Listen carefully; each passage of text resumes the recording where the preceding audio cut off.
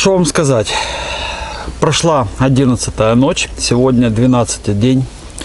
Сейчас я немножко отплыву, потому что люди спят. Пока-пока стояночка. Так, поправить надо полотенчика, чтобы сохло. Все. Время 8 утра. Так, и опустить камеру чуть-чуть. Да, вот так вот. Так, комар пошел вон. Вот. Я сегодня ночью был абсолютно дважды счастливым человеком. И не потому, что вы подумали. Так, теперь надо GoPro поправить.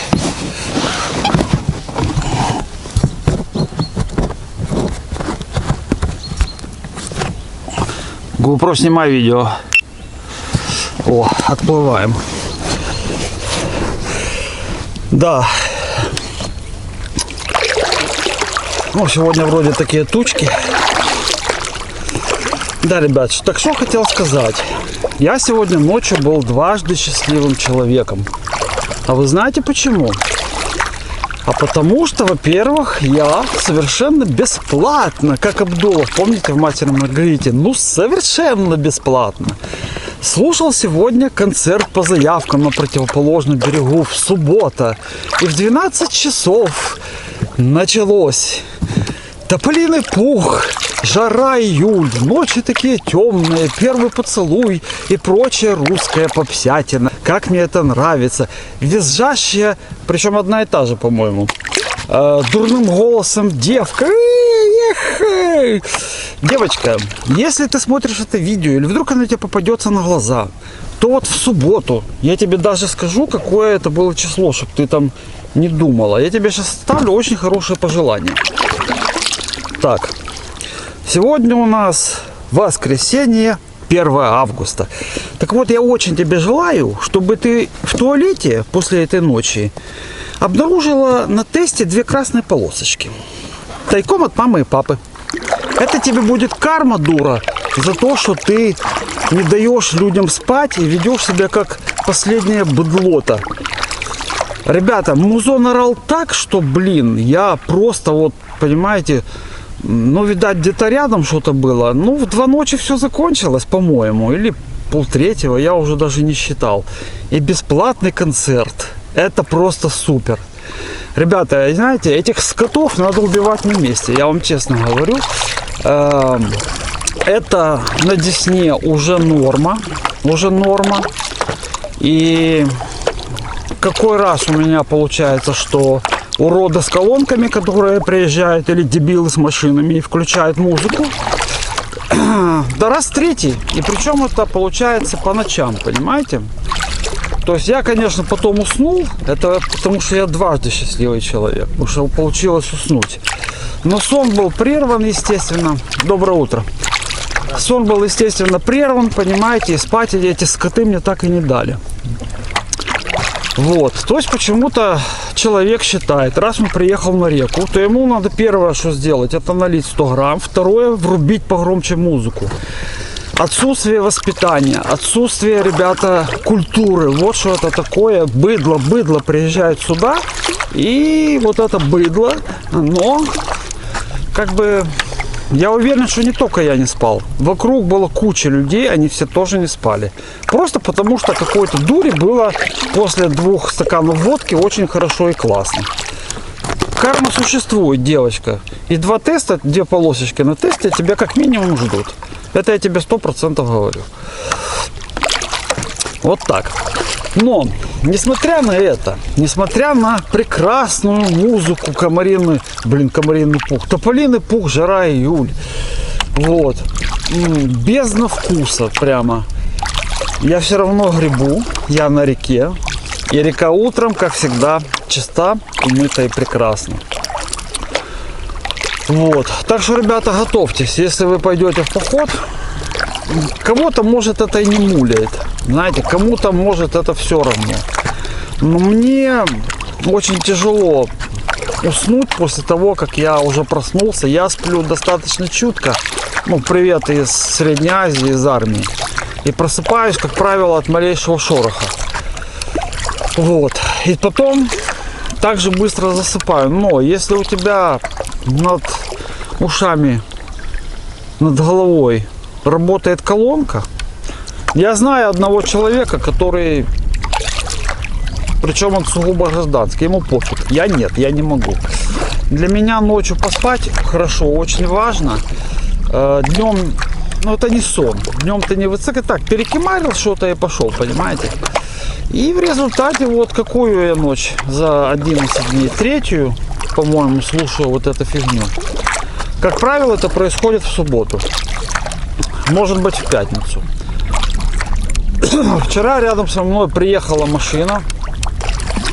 Папа, мама, ребенок, все, поздоровались вежливо. Я попросил, ребята, только никакой музыки, не, все чутенько, пообщались, все красиво, они легли спать, все нормально. Вот, то есть ни шума, ни к чего. Я утром собирался тихонечко, чтобы не разбудить, знаете, там не гремел, не стучал. То есть раз я встал, значит все вокруг давай встать, давай бутылками шелестеть. Я ж так не делаю, потому что рядом спят люди, понимаете. Вот, ну хватит о грустном, ребята. Сегодня 12-й день, хотя почему о грустном, это так. Мелкие мелочи жизни на самом деле, но неприятные.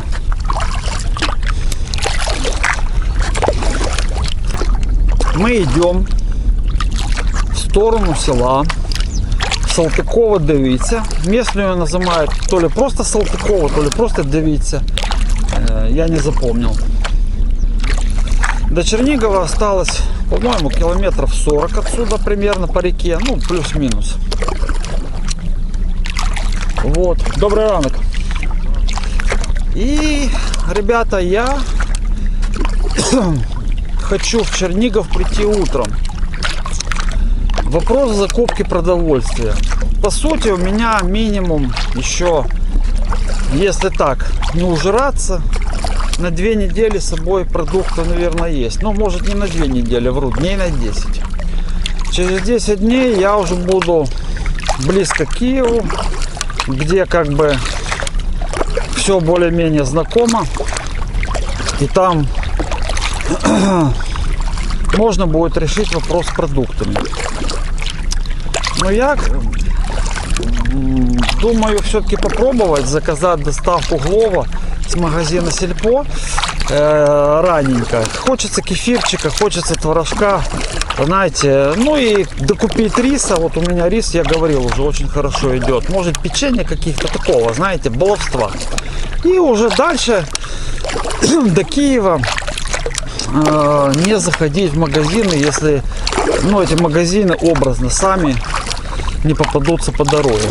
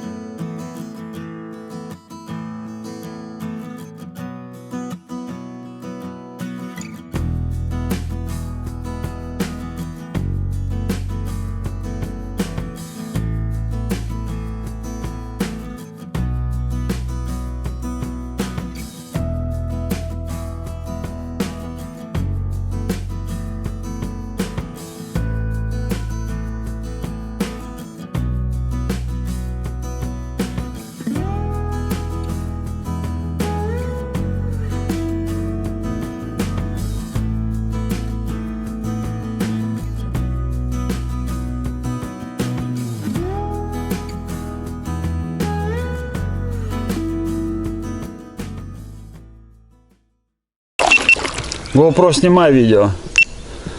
О, впереди, ребята, на берегу такой лежит комель. Корни такие фактурные. Сейчас попробую пройти совсем близко. А еще хотел рассказать, что этой ночью, ребята, меня нагло просто обокрали. Просто в наглую. И был это злобный, колючий, мелкий еж. Гад полосатый. Он у меня спер хлеб. Представляете? Я один раз слышу шур-шур-шур-шур-шур-шур. А я закопал банку из-под мяса, которую вам показывал. Вот. Выхожу, смотрю, он разрыл эту банку. Такой, я фонарик, он удирать. Вот слева комель такой прикольный. Выходим опять на фарватер. Вот, значит, ну ладно. А у меня под столом лежал хлеб. Я его везу с Киева. Он у меня уже начал плесневеть. Немножко там, буквально кусочка 3 или 4. Я его поджарил на огне. Ну и думал сегодня с сыром как бы докончить его утром. Выхожу, хлеба нету. Ёлки-палки. Ладно, приятного тебе, зверь, аппетита, в конце концов. Ну вот так. Так что не оставляйте ничего, ребята, на улице, потому что уволокут. Вот так. Прошла моторка, подняла волну старого образца. Такая. Гудит за километр. А еще, если я иду близко и вижу люди, я всегда здороваюсь. Добрый день. И у людей очень часто реакция «Добрый день». Знаешь, так интересно. И провожают меня взглядом. Ну и алкобайдарочники меня вчера откровенно повеселили. Какая-то платная группа. Это, ребята, капец. Я решил пошутить сначала. Ну и кричу я им, говорю, ребята, вы ж, они по течению. Я говорю, вы же не туда, вам обратно надо. Слышу такой голос, что він хоче. Я уже понял, что все, дела не будет, потому что, ну, ребята явно как бы не в теме. Говорю, добрый вечер, кажу. Ну, на украинском. Добрый вечер. Ну да, я должен. А тут вообще валом машин. Вот сейчас поверну камеру. Посмотрите, видно? Вообще целый раз, два, 3, 4, 5, 6. 5 машин и куча палаток. Видите, как люди приезжают сюда отдыхать. И как попадешь, на кого попадешь. То ли ты будешь ночью спать, то ли ты не будешь ночью спать. Ну сейчас тихо, ну сейчас понятно, что тихо. Добрый ранок. Вот. Быстрее пройдем, чтобы людям не мешать. Я еще себя там более-менее стоял, так неплохо получается. Сколько людей. И время сейчас 8:30, 8:31.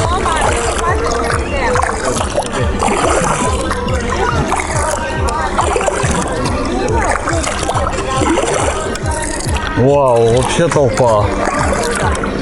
GoPro включись. GoPro, снимай видео. GoPro, снимай видео. Спиннинг на спиннинге.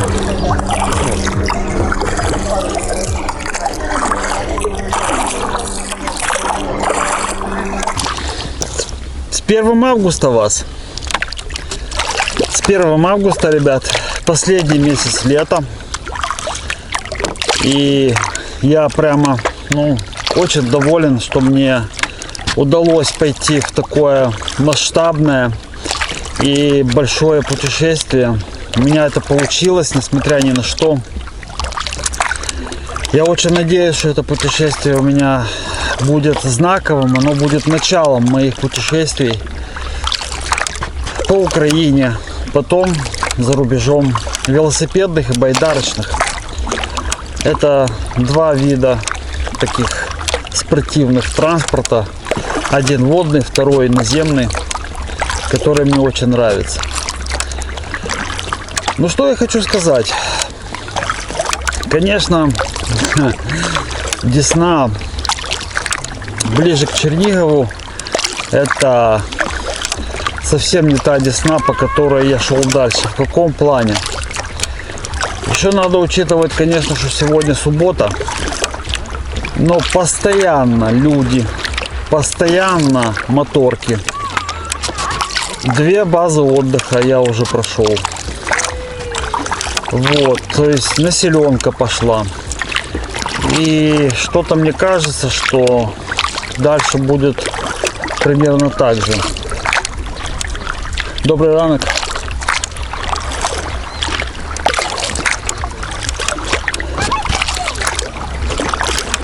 Вот прохожу слева базу отдыха очередную. Пляж, карусели, ну и так далее. Люди купаются, видите. Я думаю, что такое будет все чаще и чаще дальше.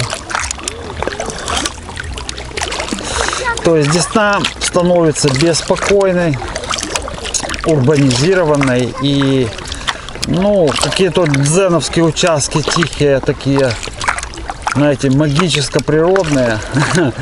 Но я думаю, что их будет все меньше и меньше. Ну это естественно. То есть другого ожидать не приходится. Это как бы нормально. То есть в час после моей 11-й ночевки, ребята, сплошные люди и несколько баз отдыха. То есть имейте, пожалуйста, если вы будете идти по этому маршруту, имейте это в виду, вот, чтобы примерно понимать, где остановиться и загруженность Десны. Красиво сейчас. Да, ребят, я вот очень надеюсь, что это мое путешествие, оно будет как бы стартом, оно будет отправной точкой.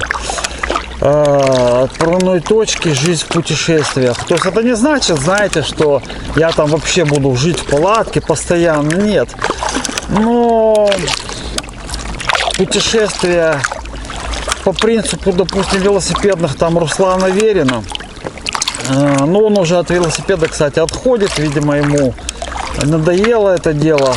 Он пробует другие вещи. Это абсолютно нормально. Ну, он все-таки молодой.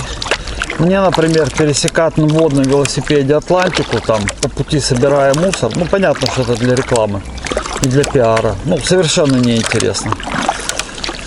Вот. Или там колесить по Африке одному на велосипеде, ну, в принципе, вообще не кайф. То есть, мне Африка вообще не нравится никакая. Ну, я был в Египте. Египет это не Африка. Египет на велосипеде, мы там втроем ехали. Ну, как-то не тянет. Вот. Куда-то в Грузию. Вот там бы я, конечно, я думаю, что это обязательно случится.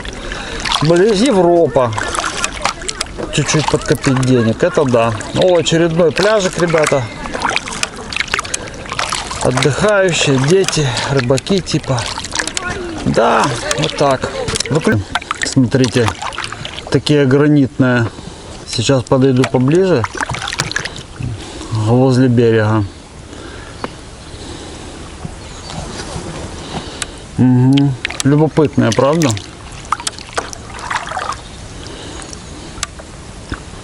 Каменные такие гранитные выходы. Маленький участочек.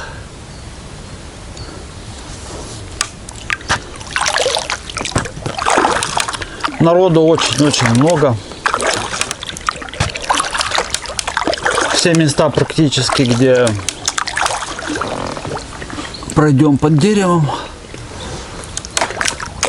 где можно встать, ну практически все заняты. То есть можно встать, знаете, но надо выбирать. И в который раз пожалел, ребята, что нет с собой маленькой лопаты. Ну, типа саперный, только посовременнее. Складной. Место такое классное, но подняться очень сложно. А я бы за минут 40 вырубил бы ступени. Вообще ни одной машины. То есть, наверное, подъезд с той стороны затрудненный. Никто не приезжает. Пустынный берег и стоят деревья. Место для дневки. Ну. И вот думаю, что ли маслать, допустим, час, чтобы искать какое-то подходящее место. И в результате, ну, встать в каком-то полуподходящем. То ли встать, поработать чуть-чуть лопатой в песке. И вырубить ступеньки и спокойно поднять. Вот. Причем часто это можно сделать в месте, где сама река, ну, точнее берег, он не очень высокий. Я уже примерно знаю, где такие места находятся, где они располагаются. Вот уж не думал, знаете, что мне в поход по Десне понадобится лопатка такая маленькая. Топорик, ну, топорик, наверное, нет. Ну, то есть, зачем? Вырубывать кусты, ну, для стоянки, в принципе, в этом смысла я никакого не вижу. Дрова на костер, ну, костер у меня ни разу не было желания зажечь, у меня щепочница, я и так ей пользуюсь постоянно. Как-то для души мне ее хватает, поэтому пила я с собой взял, моя вот обзоры, которая есть садовая. Можно даже было, в принципе, ее не брать, у меня в мультитуле есть маленькая пилка, то есть для щепочницы выше крыши вообще. Ну, я на всякий случай взял, ей все-таки поудобнее. Вот. Ну вот, лопатка, конечно, да. Лопатка нужна сильно. Может, в меньшей степени, но понадобится. Поэтому я поищу обязательно по приезду в интернете более-менее такое, чтобы не сразу сломалось, не занимало много места, была складная. Ну, для таких не сильно упористых работ, то есть не окопы рыть, знаете, а именно вот в песочке, в таком не сильно жестком грунте что-то выкопать. Очень пригодилась лопатка бы выкопать яму, например, мусор зарыть тоже. Дерн поддеть где-то. Еще очень классное предназначение лопаты. Это, ребята, выравнивание места под палатку. То есть часто бывает, что хороший подъезд, ну, хороший выход, вроде бы никого нету, но там оно чересчур наклонно, а спать на наклонном, ну, ты будешь мучиться. Я сегодня спал на наклонном, но там наклон был нормальный, он слабый, то есть ты не съезжаешь с каремата. Вот, тоже взять чуть-чуть, выровнять лопаточкой. Универсальная такая штука, но опыт приходит, как говорят, с годами. Опыт и половое бессилие приходят с годами. Ну, до второго, надеюсь, мне еще далеко. Вот, а первое никогда не помешает.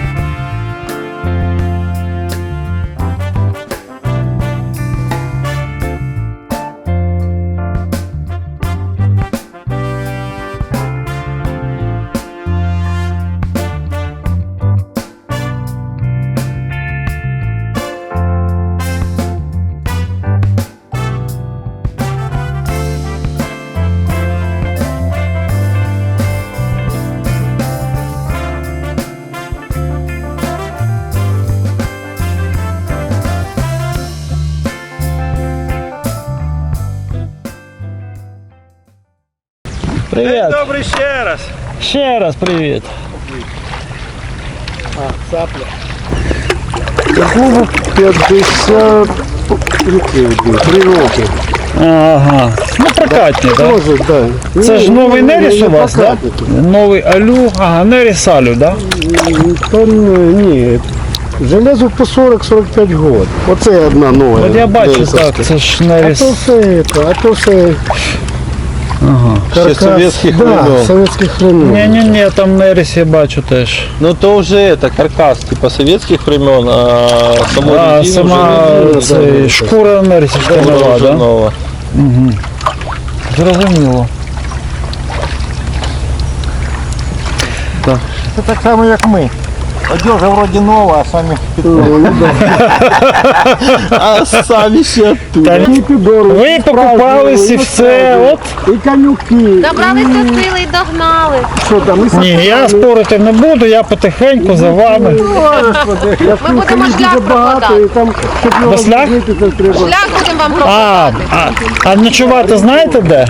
Ну ми будемо в Ковчині зупинятися, вже вигружатися. А, вже все у вас. Угу, У нас зрозуміло. невеличкий такий тур, це я вами пишаюся, що ви так. Ну я На так. тижня 2, напевно, у вас буде. Більше? Ну сьогодні 12 і до Києва.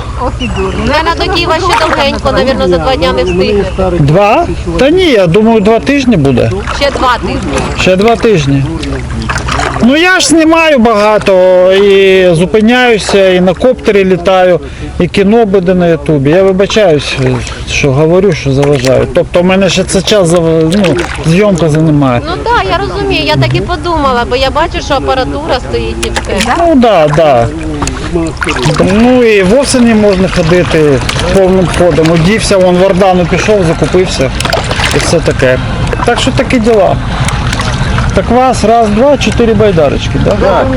Я тобі розказую, у нас туристичний клуб «Вогнище», йому 53 роки. А, Я вогнище. інструктор там, методист по туризму. Ага. Я дітей постійно вожу. Ой, як Плати, байдарки, велосипеди. Клас. От 6 числа я із дітьми в цьому году одна дитяча група йшла з Батурина Ага. до Дівиці, просто нам тут 12 кілометрів. Друга Близенько. група йшла Пушкарі, кажу, Оболоні. А вогнище це звідки? Клуб «Вогнище». А звідки він? Куликівка. я А, ще з раз. Куликівки? Да, Турку? Ух ти, цікаво Ну, дуже. це ж у мене тут база є. Я ж у нас окреме приміщення. Ну це якби позашкільна освіта є. ж Ой, таке, що збереж- ще живе, от дуже приємно Ну, на це чути. ентузіастах живе на таких дураках, як я. Понимаєш? Змагання районні, там, обласні, спортивне орієнтування, ТПТ. Сейчас была только что очень интересная встреча. Догнала меня так и та группа. Вот. Помните, я говорил, что туризм немножко сейчас трансформируется. Но тем не менее он жив, он не умер. И это очень приятно. Насколько я помню, это туристичный клуб «Вогнище» с Кирилловки, насколько я помню, могу ошибиться, извиняюсь, если ошибся. Я постарался записать, и тут был, к сожалению, я не запомнил, кто по должности, или инструктор, или одновременно и глава этого клуба, энтузиаст. Я говорю, платная группа, ну так, они сказали, что типа, мы тут все друг друга знаем. То есть, да, туризм он трансформировался в такой условно платный. Они вышли на 2 дня пройти по воде. А вообще работаю с детьми, то есть вот деток приучаю тоже к туризму. Вот.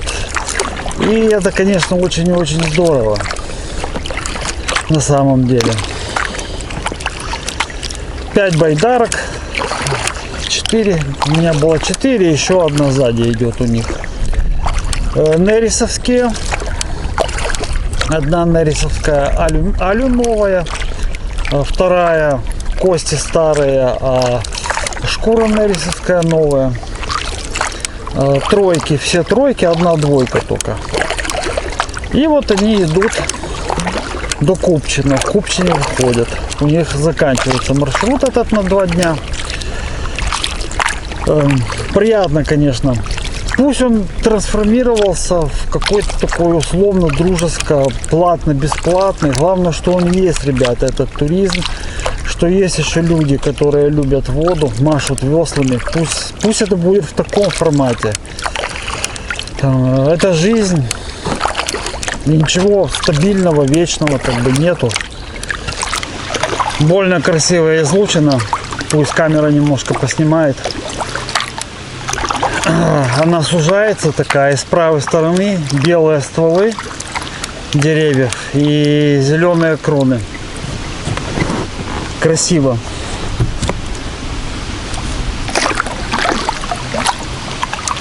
А я хотел сказать, ребят, знаете, вот я вот сейчас иду, я с ребятами прошел, ну мы немножко пообщались, полчасика где-то, не больше. Все. Мне комфортнее вот одному. Вот комфортнее, как сейчас. Мне не надо ни с кем переговариваться, чтобы утолить информационный голод. То есть, ну, понимаете, я понимаю, что я приеду в Киев и начнется интернет, загрузки, обработка видео, начнется опять информационная атака на мозг. Я не хочу ни с кем идти сейчас. Максимум может быть один человек, который будет молчать тогда, когда это нужно. Но это очень большая редкость найти такого человека, чтобы одновременно любил воду, одновременно был туристом, одновременно как бы не бухал, одновременно батарейка в GoPro еще одна закончилась. Одновременно, ну все одновременно, знаете. Вот. И вот хорошие, отличные ребята, молодцы, просто супер. Хотя с самого начала я просто принял их за каких-то обычных алкотуристов. Ну, действительно алкотуристов, да. Вот. Ну, не помните, как-то мы говорили, ничего идеального не бывает. На самом деле здорово, что такие люди есть, и они ходят, и все такое прочее. Вот.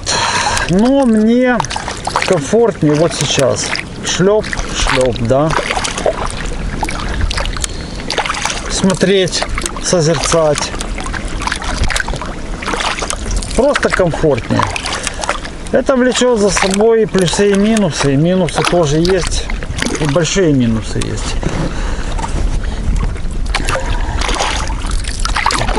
Ну, влечет за собой и плюсы.